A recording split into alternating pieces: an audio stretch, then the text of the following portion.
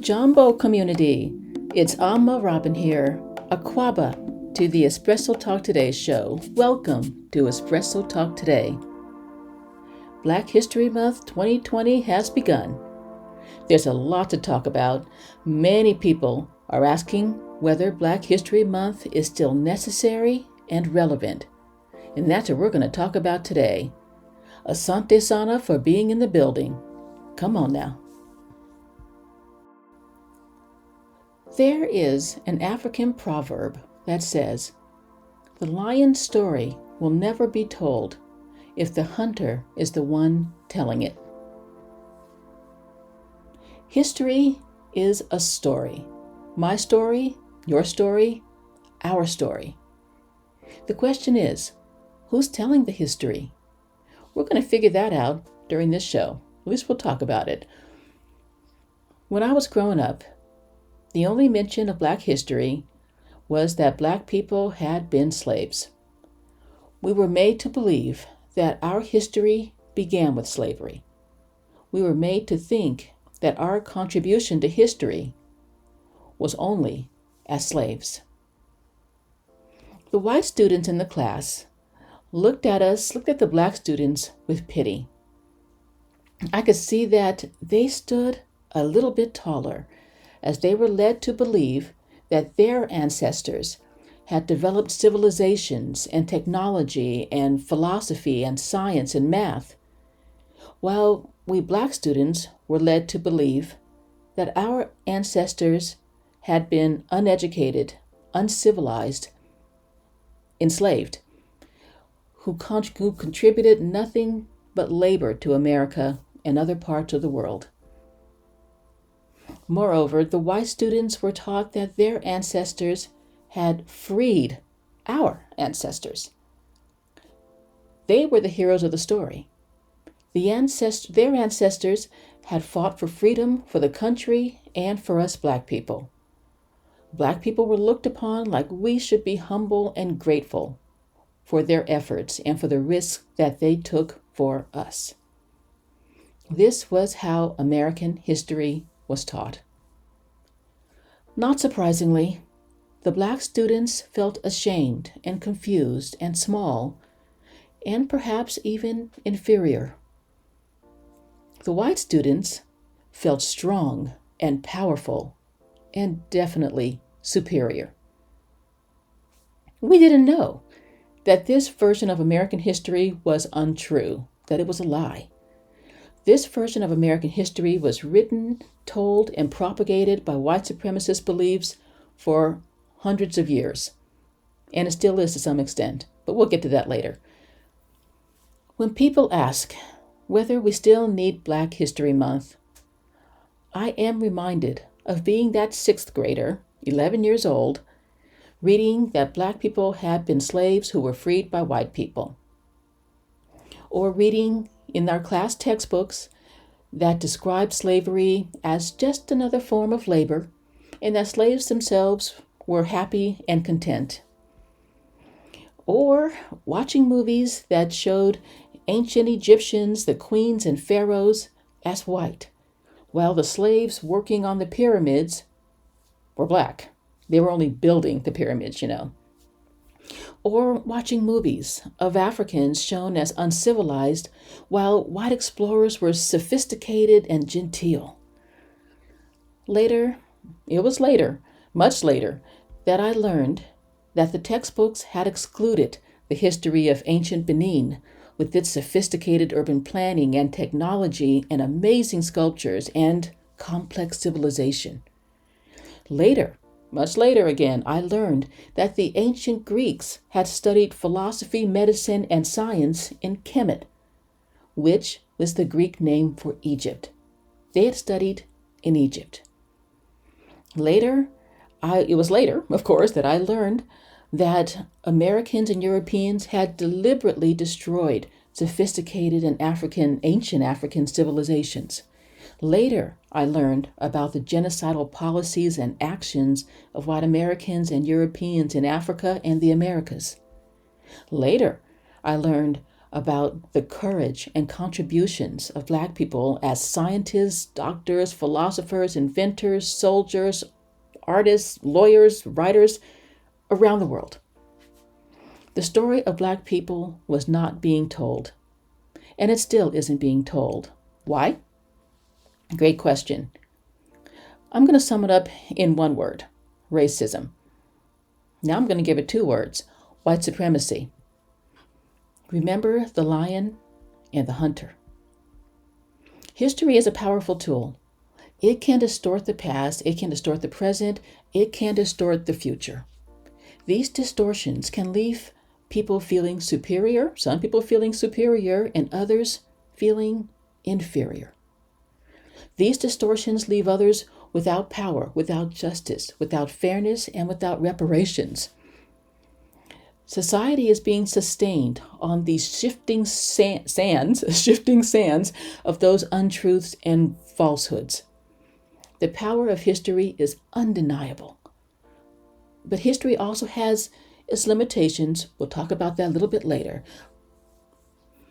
But this is why we can see so much why Black history has been and continues to be suppressed and distorted.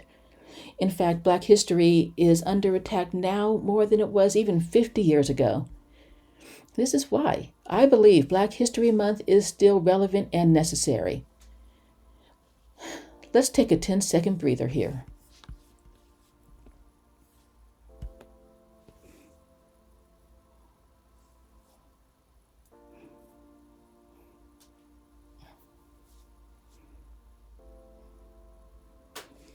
Okay, we're back.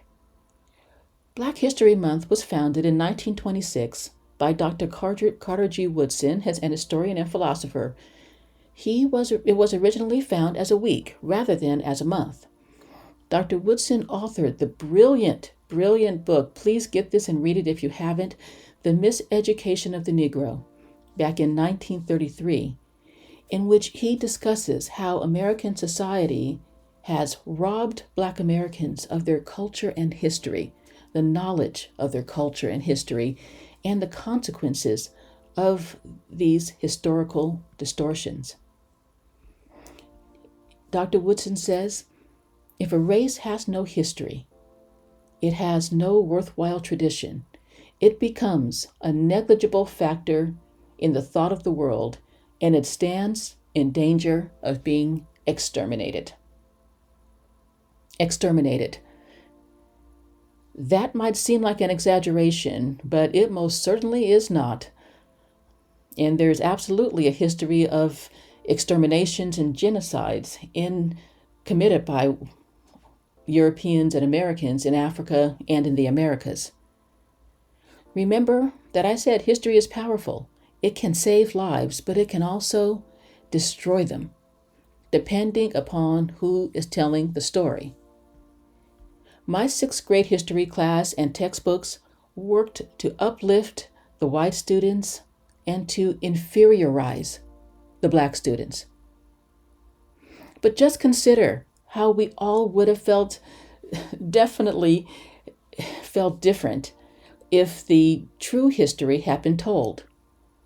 We could have learned, along with learning about George Washington and the Constitution and some of the other things that white people did, Thomas Jefferson and all of that, the whole story. We could have learned about the great writings of Langston Hughes and Maya Angelou. We could have learned that Garrett Morgan, a Black man, invented the 3-pronged traffic signal. We could have learned that Black people fought valiantly in every American war since the American Revolution. We would have learned that Black people had established thriving and wealthy communities like Rosewood and Greensboro, but then that white people had destroyed them and massacred its Black citizens in 1923 and 1979, respectively. We would have learned about the cover-ups of Black contributions, our extraordinary victories, and of our successes. We would have learned that it was the Egyptians that educated and taught the Greeks. This would have been a game changer. As Dr. Woodson said in his book, The Miseducation of the Negro, if you teach the Negro that he has accomplished as much good as any other race, he will aspire to equality and justice without regard to race. Such an effort would upset the program of the oppressor in Africa and America. You see, things would have been different.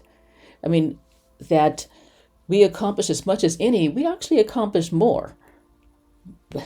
We would have felt differently. But this would have upset the balance of power that white supremacists were trying to promote. Yeah, it would have been a game changer for me as an aspiring writer, but also for the other Black students with their dreams and goals. It also would have affected the white students to learn about the great contributions of Black people, even while facing incredibly difficult circumstances. Would they have been ashamed or felt badly to learn about the history of white people in America? I don't know. But they would have also learned about George Washington and Thomas Jefferson and, Susan B. Anthony and lots of other great things, great people, great white people in America. But they would have learned a whole lot more. This is a good time to consider the current distortions in American history. There are attacks on critical race theory. There are attacks on Black history.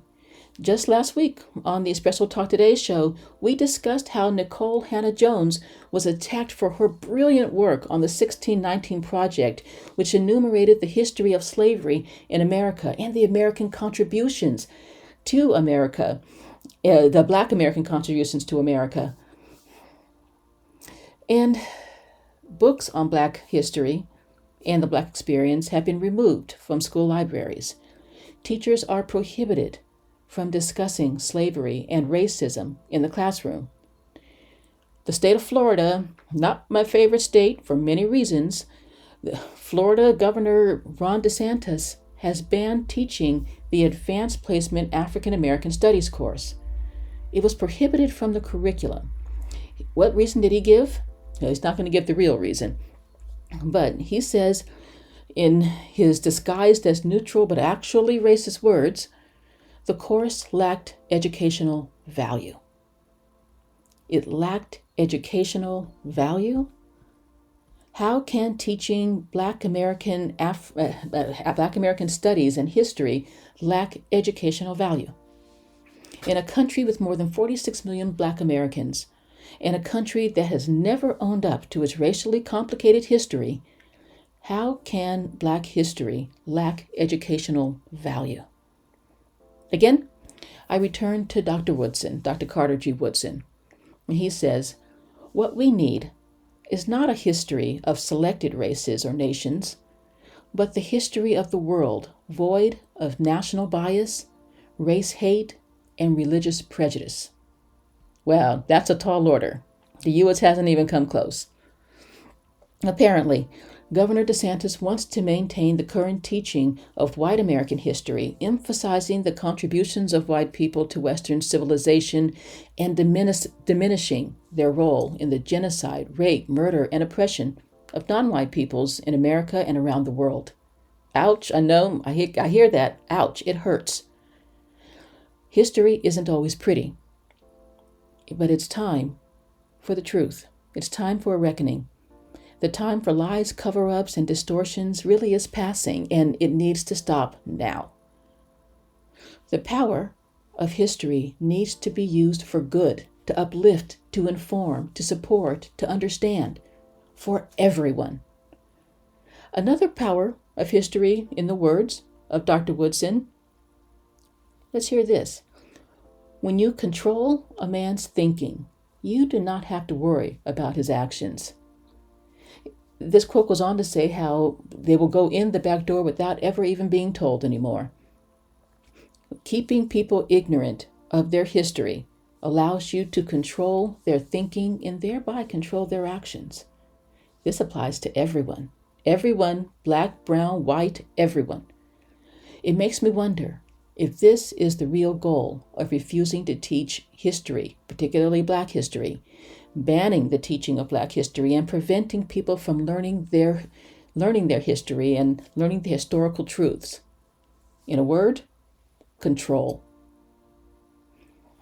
Republican Governor DeSantis has signed legislation that restricted how racism and other aspects of history can be taught in schools and workplaces. The law sponsors call it the Stop Woke Act.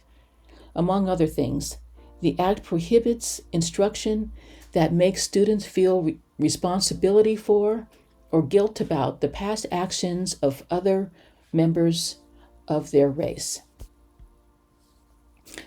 Florida law prohibits schools from teaching critical race theory, an academic framework for understanding racism in the United States, and it doesn't allow educators to teach the 1619 Project, which is a classroom program developed by the New York Times that seeks to reframe the country's history by putting the consequences of slavery and the contributions of Black Americans at the center of the national narrative. Imagine. This education is being denied to students around the country. Why? Back to that same word, control. The hunter does not want the lion's story to be told. I think it's time for a 10-second breather break here. By the way, on our podcast show, we often talk with leading Black psychologists, medical doctors, sociologists, and historians to discuss these issues and events affecting Black people. So please join our community on the Espresso Talk Today website or go to Instagram at AmmaRobinL. Okay, the 10-second break starts now.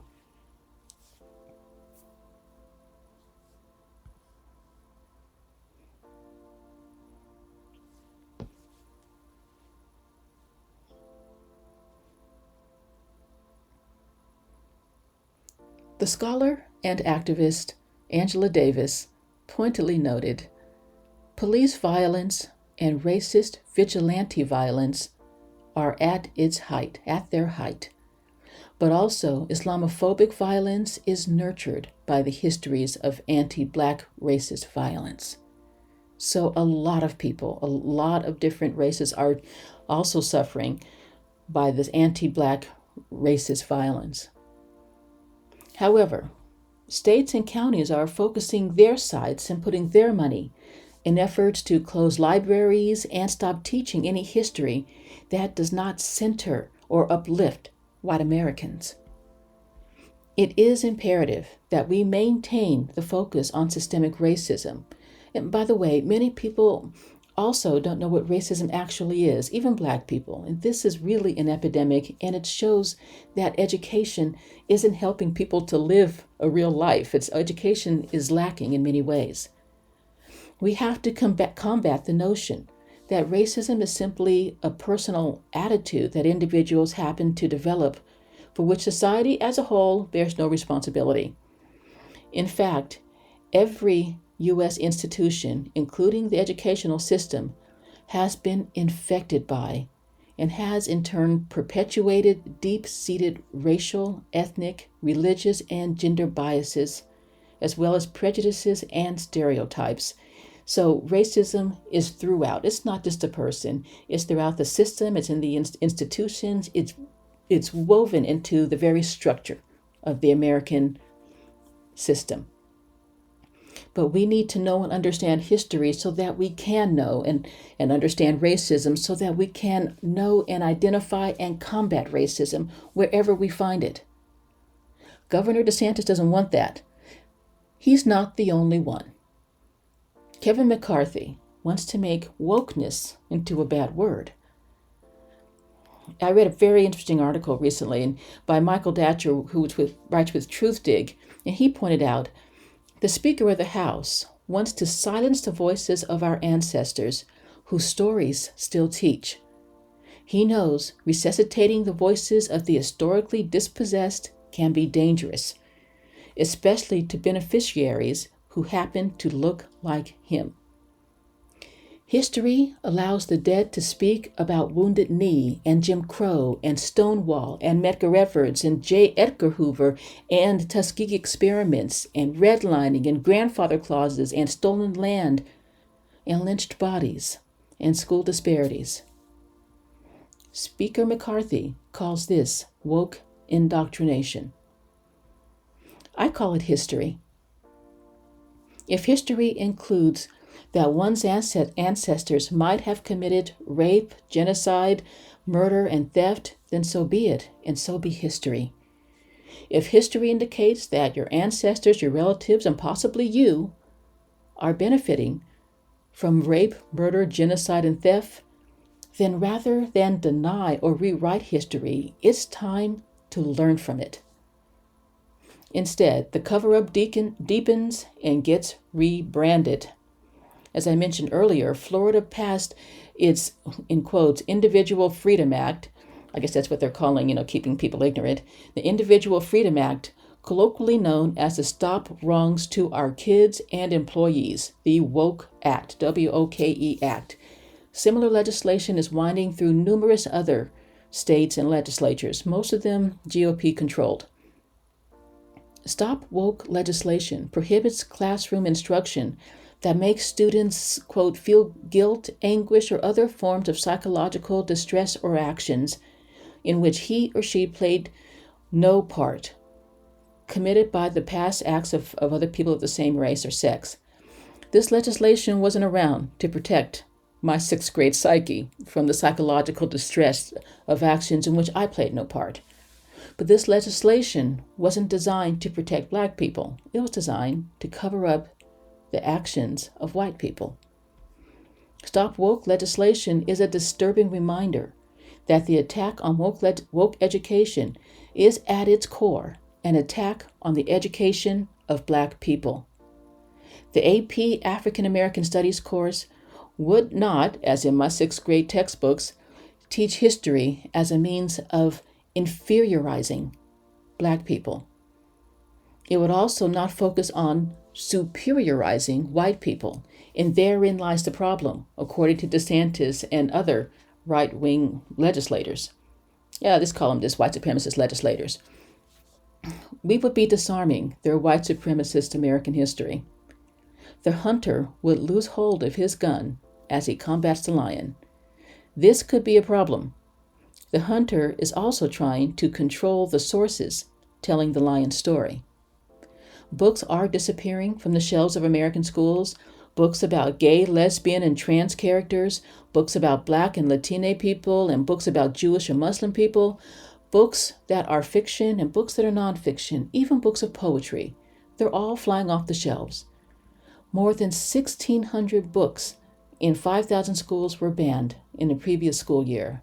That's outrageous. 41% of these books explicitly address LGBTQ themes or have protagonists or prominent secondary characters who are LGBTQ. And 40% of these include protagonists or secondary characters of color. In more than 1/5 of these books, 21% directly address issues of race and racism. The books that the world calls immoral are the books that show the world its own shame. Actually, these are the words of Oscar Wilde.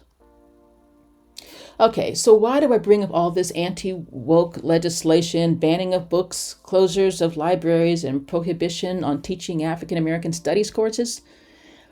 Because these are signs that we still need Black History Month.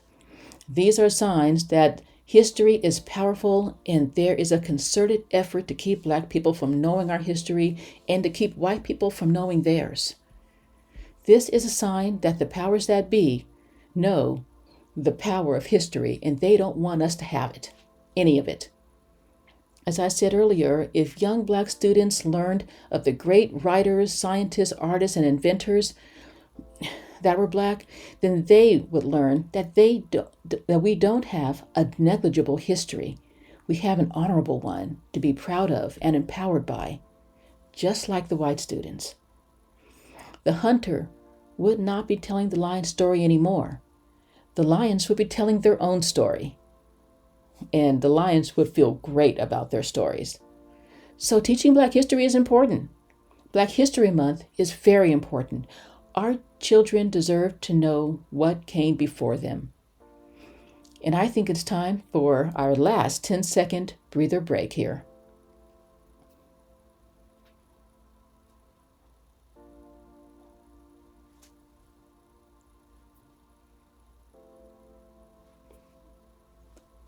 Listen to this journal entry written in 1947 by none other than the great, the unforgettable Jackie Robinson.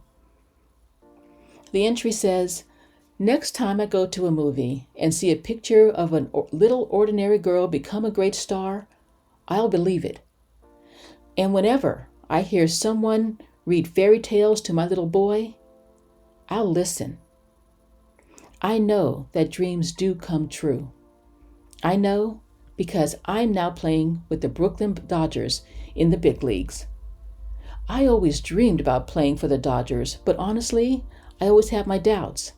I used to tell myself something will happen. It just isn't in the books for you to play in the majors. You're a Negro. Negroes haven't been in the big leagues. Someday they will be, but you won't be the lucky guy." Jackie Robinson actually became the first Black person to play in the Major League Baseball leagues. He made history, and he went on to win the league's MVP award in 1949. During his career, he would play in 6 World Series, and he concluded his entry by saying, "Being up here is absolutely wonderful.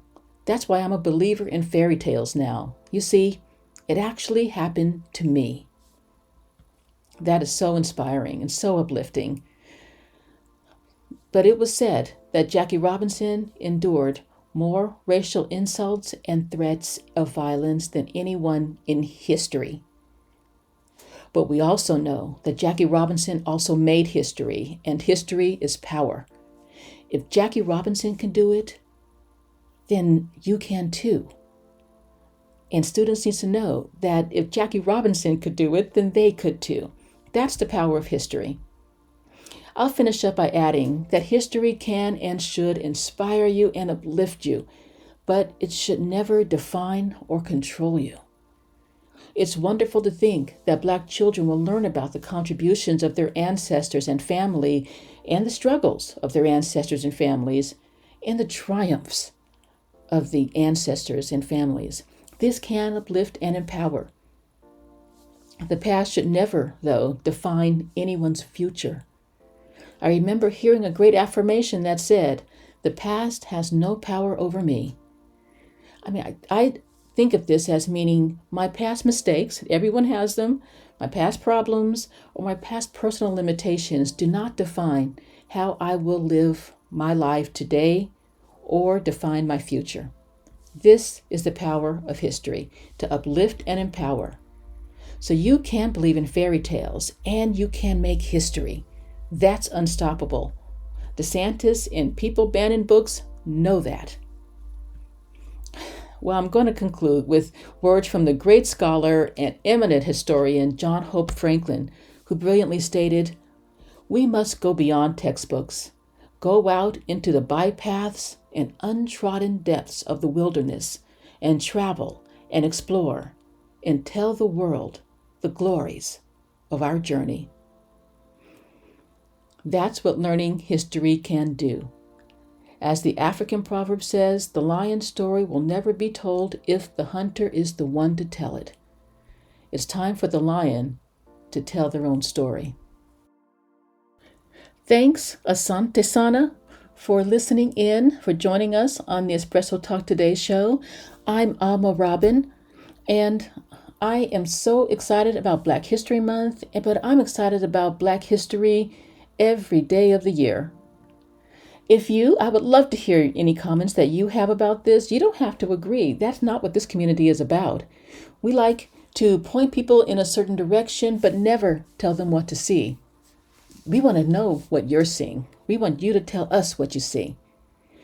So maybe you think that we don't need Black History Month. Fine. Tell me. Send me a message.